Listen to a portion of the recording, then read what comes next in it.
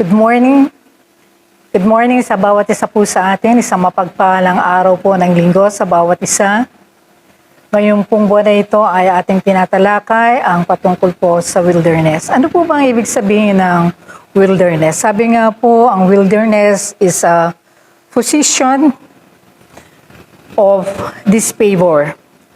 Yung time na when we feel we are tested to our limits, ito yung times na dry, desolate, lonely, difficult, agonizing. Yung panahon na ito na malungkot, na parang pinabayaan tayo, na parang nag-iisa tayo, na parang bang aping-api tayo, o kaya naman ay naghihirap tayo dahil sa kawalan ng pera, o maaari din namang naghihirap dahil sa sakit o karamdaman.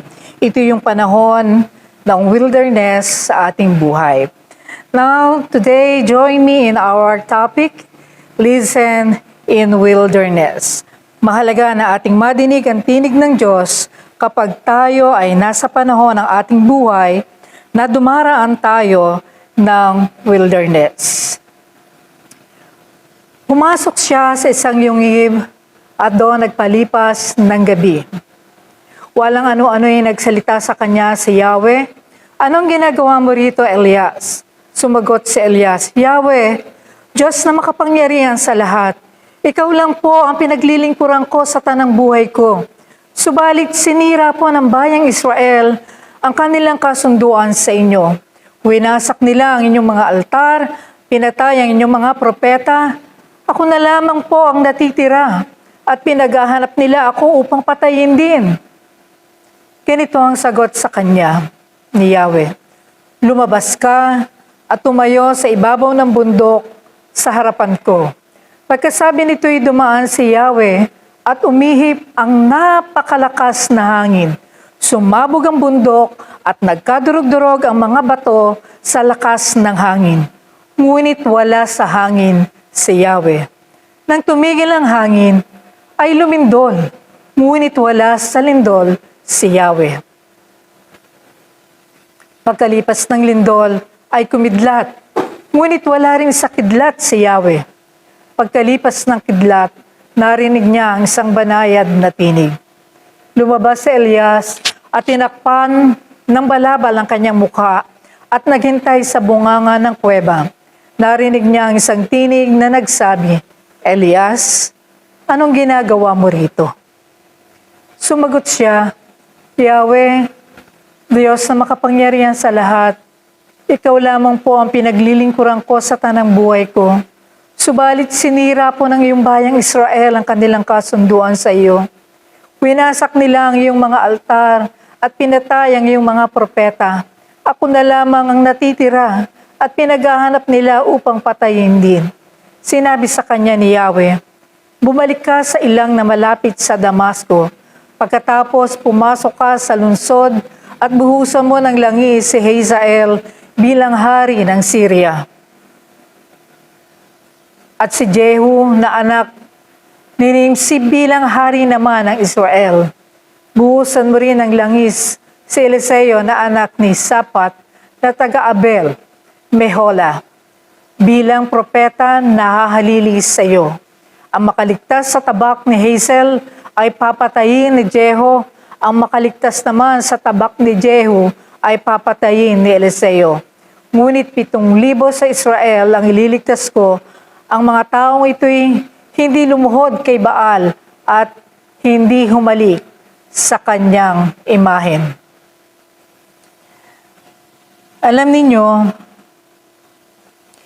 matapos na mapatunayan ni Elias sa mga propeta ni Baal at sa mga Israelita ni Yahweh na tunay ang Diyos ng Israel na si Yahweh, sa pamamagitan ng pagtupok ng Diyos sa apoy sa toro na kanyang inihandog, inutusan ni Elias ang mga Israelita na patayin ang mga propeta ni Baal, kaya't pinatay ni Elias at ang mga Israelita ang mga saserdote ni Baal.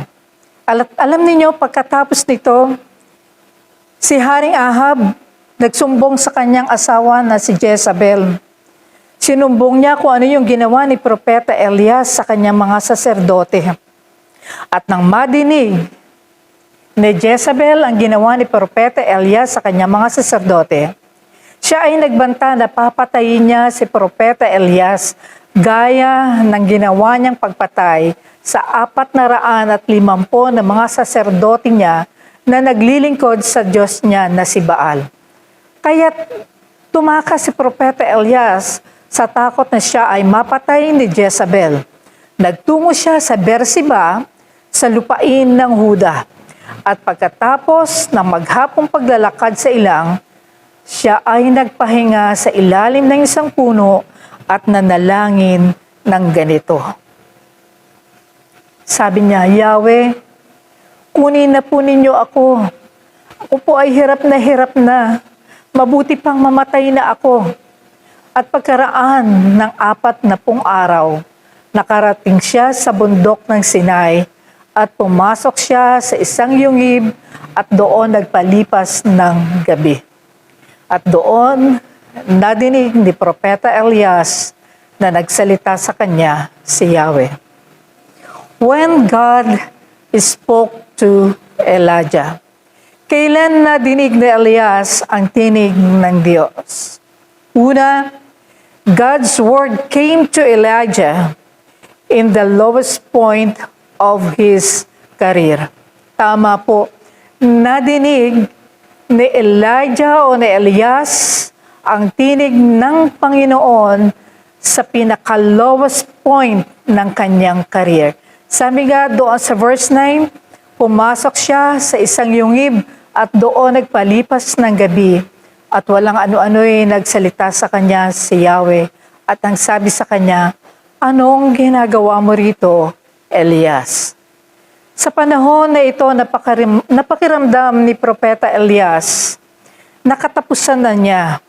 At siya'y nag-iisa na lang at wala nang saysay ang kanyang pagiging propeta ng Diyos. Sa panahon na ito, nahirap na siya at gusto na niyang mamatay. Dito niya nadinig na nagsalita ang Panginoon sa kanya. Dumating ka na ba sa punto ng iyong buhay na naramdaman mo ito? O maaari namang dumadaan ka ngayon sa ganitong sitwasyon? O maaari din naman nadaanan natin ito, ang ganitong sitwasyon isang araw. Alam mo, una sa lahat, alam naman ng Diyos kung bakit nandoon si Elias. Pero tinanong niya si Elias, alam mo ba kung bakit? Upang maibuhos niya ang kanyang saloobin. To ventilate all his frustration. Gusto kasi ng Panginoon na ibulalas ni Elias ang lahat ng nasa kanyang kalooban.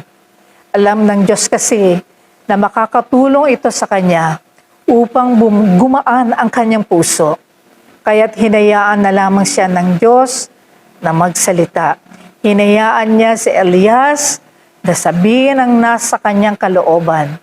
Sabi nga sa kanya ni Elias, Yahweh, Diyos na makapangyarihan sa lahat, ikaw lang po ang pinaglilingkuran ko sa tanang buhay ko.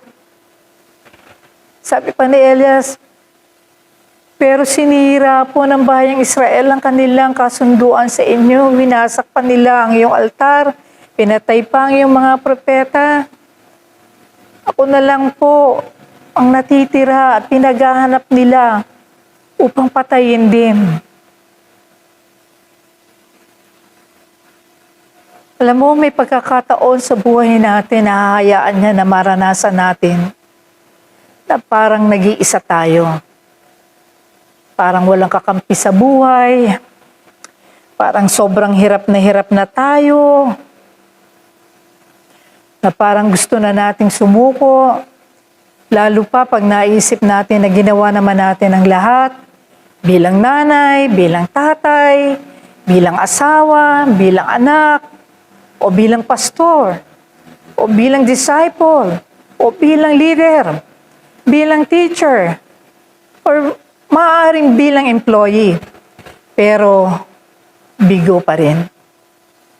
At tulad ni Propeta Elias, ay maaaring tanungin din tayo ng Diyos, anong ginagawa mo dito? Bakit ka umiiyak? Bakit ka nagagalit? Bakit ka sumusuko na? Bakit ka nasasaktan? Bakit gusto mong maghiganti? Kasi gusto ng Panginoon ay ating i-unload. Nais ng Diyos na i-unload niya yung burden natin. Gusto niya na sabihin natin lahat sa Kanya para gumaan ang puso natin at mawala ang bigat. Kaya may time, tinatanong tayo ng Lord, ano pa yung ginagawa mo, anak? Bakit ka ba ganyan? Gusto ng Lord kasi i-unload mo yung burden na meron ka. Gusto niya sabihin mo sa Kanya ang lahat. Gusto niya na gumaan ang puso mo. Pangalawa, alam mo, gusto din sabihin ng Diyos kay Elias na ang mga tao ay hindi magbabago dahil sa himala at hindi magkakaroon ng drastic change dahil sa himala na kanyang ginawa. Kasi maliban na magpasya ang tao na manampalataya sa Diyos, doon pa lang magsisimula ang pagbabago. Akala kasi ni Elias, dahil doon sa himalang ginawa ng Diyos, magbabalik loob sa kanilang Diyos na si Yahweh ang mga Israelita. Pero dahil hindi nga gano'n na nangyari, kaya sobrang na-prostrate si Elias. Kaya gano'n din ang gustong sabihin ng Lord sa atin. Hindi porke na nakita o naranasan natin ang himala ng Panginoon, minsan sa buhay natin ay gano'n uli ang mangyayari. Na may mangyayari uli na himala sa buhay natin na magpapabago kaagad sa sitwasyon na mayroon tayo. Di ba minsan naranasan natin na nagkasakit tayo, nanalangin tayo sa Lord at nagkaroon ng talagang himala sa buhay natin, gumaling tayo. Pero hindi sa lahat ng pagkakataon ay ganon tumugon ang Panginoon. Sometimes, hinahayaan ng Diyos na dumaan tayo sa wilderness. At may pagkakataon din na sa buhay ng mga tao, hindi porke naranasan nila yung himala ng Panginoon, ay tuloy-tuloy yung pagbabago na mangyayari sa buhay nila na iisipin natin na siguro itong tao na to ay hindi na niya iisipin na magduda sa Panginoon. Hindi kasi talaga may time, hindi lang sa buhay natin, kundi sa buhay ng ibang tao, mararanasan natin yung wilderness na minsan mararanasan natin yung parabang, nandito pa ba si Lord? Na kaya pa ba niyang uling gumawa ng himala? Pero tandaan natin, hinahayaan ng Panginoon yung mga ganitong pangyayari sa buhay natin. Meron kasi siyang gustong sabihin sa atin, gaya ng ginawa niya kay Elias. Pangatlo, ay gustong sabihin ng Diyos kay Elias na ang karanasan ni Propeta Elias ay sumasalamin din sa ating mga karanasan. Maaari nating marating ang rurok ng tagumpay, pero pwede din nating maranasan ang pinakamalalim na kabiguan. Tama yung nadinig mo, kapatid. Ang karanasan ni Propeta Elias ay sumasalamin sa atin ding mga karanasan. Maaari nating marating ang rurok ng tagumpay, pero pwede din nating maranasan ang pinakamalalim na kabiguan tulad ni Propeta Elias. From great victories of faith to fear and defeat. This great man of God can get discouraged sometimes, can feel fear and defeat. Kagaya mo, kagaya ko. Ngunit huwag nating kalimutan ang biyaya ng Diyos. Sa atin ay sapat. Kayang isustain ng Diyos ang ating kailangan. Habang tayo ay nasa wilderness, hanggang ito ay ating malampasan at mapagtagumpayan.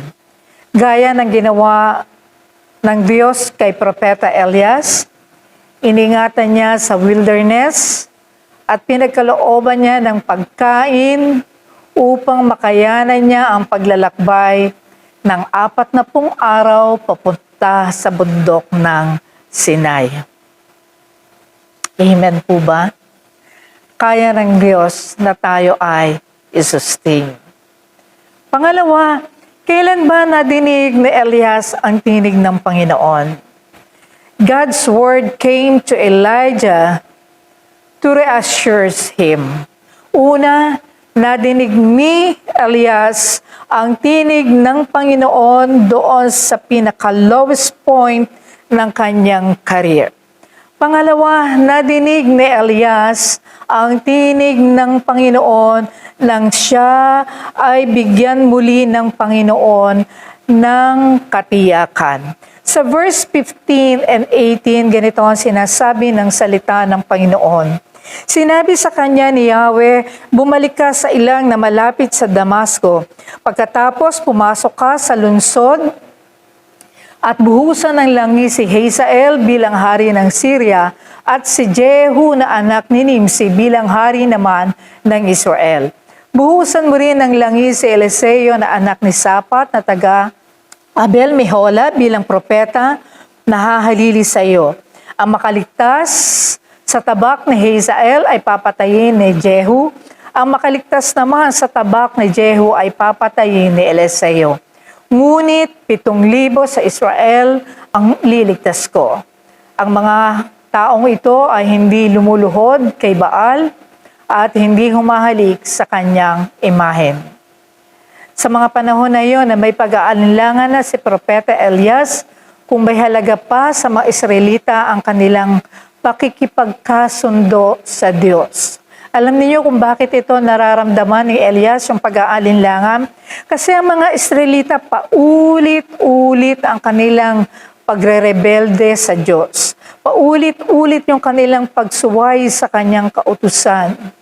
At paulit-ulit din ang kanilang pagsamba sa ibang Diyos-Diyosan. At kahit ilang beses nilang nakita at naranasan ang pagliligtas at kapangyarihan ng Diyos, tinatalikuran pa rin nila ang Diyos. Ngunit tiniyak ng Diyos kay Propeta Elias na aalisin niya sa pagiging hari si Ahab at ang kanyang buong pamilya. Nang iniutos ng Diyos kay Elias nang sinabi niyang buhusan mo ng langis si Jehu bilang hari ng Israel, ang ibig sabihin nito, si Jehu ang papalit kay Ahab bilang hari. At nang sinabi din ng Diyos kay Elias, na gayon din si Hazael bilang hari ng Syria, ay buhusan mo ng langis. Ang ibig sabihin nito, gagamitin ng Diyos si Hazael bilang hari ng Syria upang patayin at lupigin ang sambahayan ni Ahab at gayon din ang mga Israelitang tumalikod sa Diyos na si Yahweh. At ang sabi ng Diyos, at ang makaligtas sa kanyang tabak ay papatayin ni Eliseo. At pangalawa, tiniyak din ng Diyos kay Propeta Elias na hindi siya nag-iisa. May 7,000 na Israelita na ililigtas ang Diyos. Sila'y hindi sumamba kay Baal. At pangatlo, sinabi din ng Diyos kay Elias, may bagong propeta na hihirangin napapalit sa kanya at walang iba kundi iyon ay si Eliseo.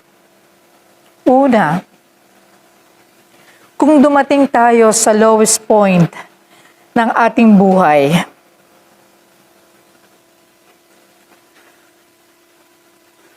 tandaan natin, may grace ang Lord para tayo ay isustain.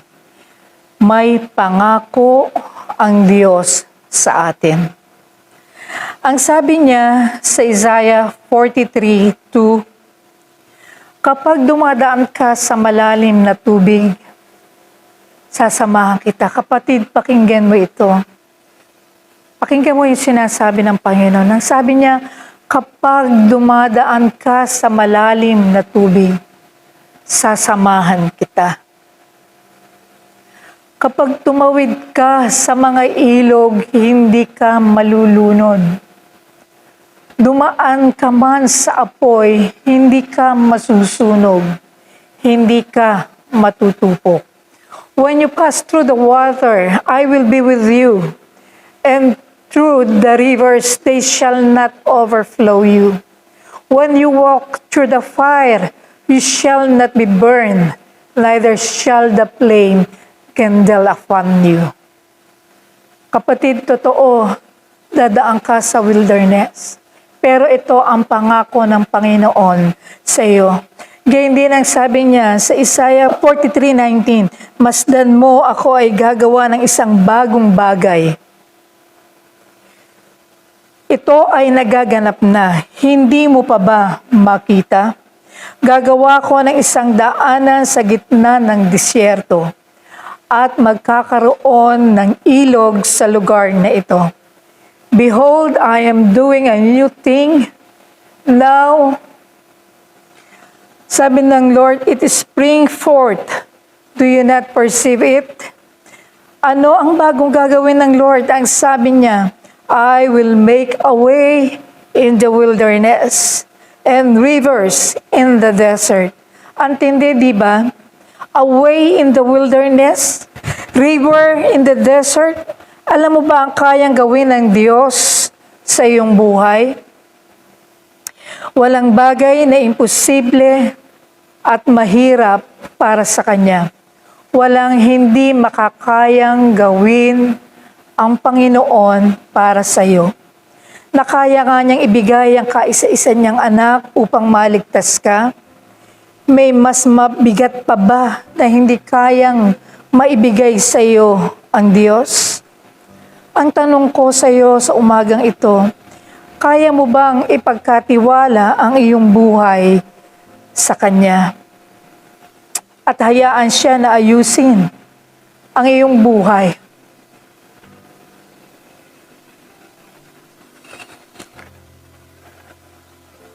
At hayaan siya na gawin ang plano at kalooban niya para sa iyo.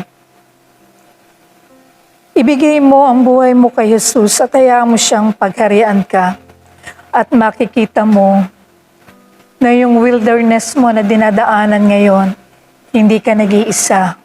Kasama mo ang Panginoon at malalampasan mo ito.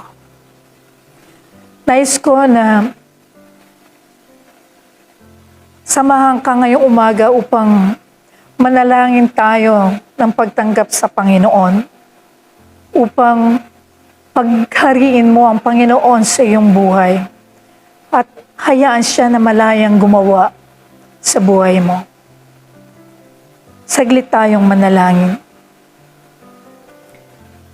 Panginoong Hesus, sa umagang ito, nais ko po na pagharian niyo po ang buhay ko. Nais ko po na ang kalooban niyo po ang mangyari sa buhay ko. Sa umaga pong ito, kinikilala ko po na kayo ang aking Diyos at Panginoon. Akin din pong kinikilala ang aking pong pagkakasala laban po sa inyo at hinihingi ko po ito ng kapatawaran. At nais ko po mula sa oras na ito, kayo na po ang masunod sa buhay ko. Kayo na po ang maghari sa buhay ko. Buong buo at lubos ko po na ibinibigay at sinusuko sa iyo ang aking buhay, Panginoong Hesus. Ito po ang aking panalangin. Amen at amen.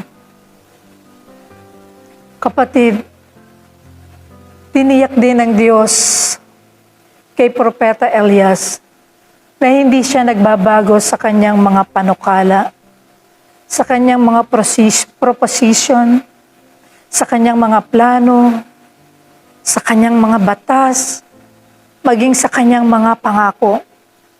Gagawin niya ang lahat ng kanyang ipinangako. Kung ikaw ay nasa ila ngayon at nararanasan mo ang pag-iisa at pakiramdam mo nasa kasukdulan ka na ng iyong makakaya, pakiramdam mo ay hirap na hirap ka na sa iyong problema, o maaaring pagod ka na sa iyong sakit.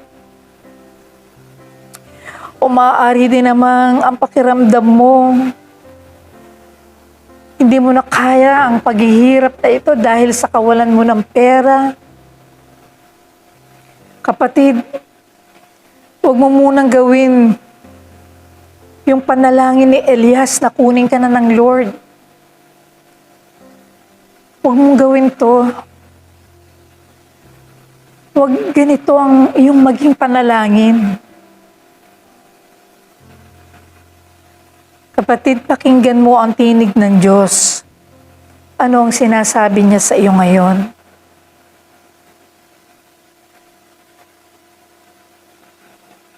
May sinasabi sa iyo ang Panginoon ngayon. Amen? Nadinig mo, hindi lang minsan, hindi lang makalawak, kundi maraming paulit-ulit na nadinig mo ang pangako ng Diyos sa iyo. At tinitiyak sa iyo ng Panginoon, hindi siya nagbabago sa kanyang mga pangako sa iyo. Hindi siya nakakalimot sa mga pangako niya sa iyo. Alam niya yung mga paghihirap mo na nararanasan niya ngayon. Alam niya yung bigat na meron ka ngayon. Alam niya yung mga pagluha mo. Alam niya yung sakit na nararamdaman mo dito sa puso. Alam din niya yung hangganan ng makakaya mo. Alam na alam yun ng Panginoon. At tinitiyak niya sa iyo sa oras na ito. Sinasabi sa iyo ng Panginoon, anak, alam ko lahat ang nararanasan mo. At isang bagay ang tinitiyak ko sa iyo. Sinasabi sa iyo ng Panginoon, hindi ako nakakalimot sa aking mga pangako. Nais kong tayo manalangin sa Panginoon sa umagang ito. Panginoon, nakikita po ninyo ang bawat isa. Alam niyo po ang kalagayan ng iyong mga anak sa oras na ito. Alam mo ang kanilang mga nararanasan. Alam mo ang kanilang mga nararamdaman. Alam mo yung hirap na kanilang nararanasan ngayon, Panginoon. Alam mo yung mga pagluha nila. Alam mo, Panginoon, yung mga gabi ng kanilang mga paghihirap, yung mga oras na halos sumuko sila. Alam mo po ang lahat ng ito. Sa oras na ito, Ama, nadinig namin ang iyong mga pangako. Ipinaalala mo muli sa amin ang iyong mga pangako, Panginoon. At ito po ay aming pangahawakan minsan pa sa oras na ito. Tatanggapin po namin ang iyong pangako, Panginoon. Amin po, Panginoong, aangkinin ang iyong pagtatagumpay sa aming buhay. Ang lahat ng inyo pong ginawa, Panginoon, para sa amin sa krus ng Kalbaryo, na sinasabi mo po, Panginoon, na amin po, Panginoon, na benepisyo ay muli po naming aangkinin sa oras na ito. Kapatid, Kung ikaw yung may karamdaman, ang pangako sa iyo ng Panginoong Hesus, by His stripes you are healed. Receive it in the name of Jesus. Receive your healing. Receive your healing. Claim it in the name of Jesus. Kung ikaw naman kapatid, yung hirap ka na dahil wala ka kamong pera, kapos ka na, hindi mo alam kung paano ka makakaahon, hirap na hirap ka na dahil sa dami na iyong utang. Sabi ng Lord sa kanya mga salita, alam mo, sabi niya, pumarito siya upang ang mga bilanggo ay palayain. Kung ikaw ay bilanggo ng kahirapan, ang sabi ng Panginoon, pumarito siya upang palayain ang mga bilanggo. Receive in the name of Jesus your freedom. Sa kahirapan, sa utang, in the name of Jesus, receive yung kalayaan mo sa pagkakautang at kahirapan, and receive God's blessing in your life. Ang sabi ng Panginoon, ang nais niya ay isang buhay na ganap at kasaya-siya para sa ating lahat. Receive it in the name of Jesus. Receive it in the name of Jesus. Kung meron ka namang sitwasyon sa iyong buhay na hindi mo na alam kung paano matatapos, ginawa mo na ang lahat, pero bigo ka,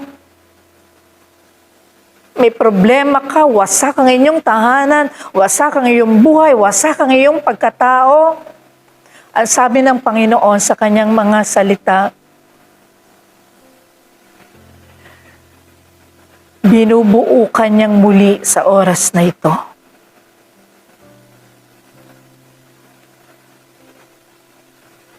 Binubuo kang muli ng Panginoon sa oras na ito. At ang iyong tahanan na sira, ang iyong buhay na sira, ay binayadan ng Panginoong Hesus sa krus ng Kalbaryo upang tanggapin mo ang isang buhay na bago mula sa Kanya. Isang buhay na nakaugnay sa Kanya, na kung saan ang iyong totoong identity, yung totoong ikaw na may halaga, ay mararanasan mong mula sa oras na ito, sapagkat ito ang kalooban ng Diyos para sa iyo. Ang kamatayan ng Panginoong Hesus kailanman ay hindi mawawala ng saysay upang maranasan mo ang kanyang pagpapala.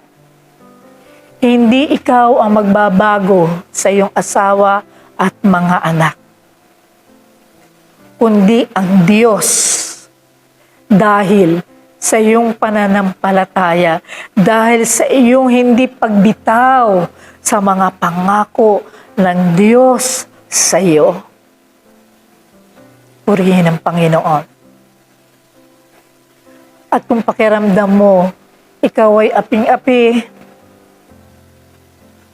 kung pakiramdam mo, sobra ka ng minamata, minamaliit.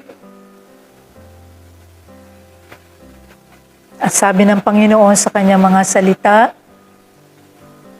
wala sa iyong paghihiganti, nasa Kanya. As long na ikaw ay nasa kalooban ng Panginoon, may hustisya ang Panginoon. At the end of the day, pakikita ng Panginoon kung sino ka talaga. Patutunayan ng Diyos kung sino ka talaga. Makikita nila ang Diyos ay kasama mo. Pagpapalain ka ng Panginoon, gaya ng sinabi ko, kapatid, habang ikaw ay nasa kalooban ng Panginoon, kahit ano ang gawing pagtapak sa iyo, hindi ka lulubog dahil ang Diyos ang kasama mo. Ang pagpapala ay sa Diyos nagmumula. Itataas ka ng Panginoon. Itataas ka ng Panginoon. Purihin ang Diyos. Receive your blessing. Receive your healing. Receive your freedom in the name of Jesus. At ngayong oras na ito, tanggapin nating lahat ang pagpapala ng Panginoon. Taas natin ang ating mga kamay sa Panginoon and let us receive His blessing. The Lord bless you and keep you. The Lord shine His face on you and be gracious to you. The Lord turn His face toward you and give you peace. Thank you, Father God. God bless you all.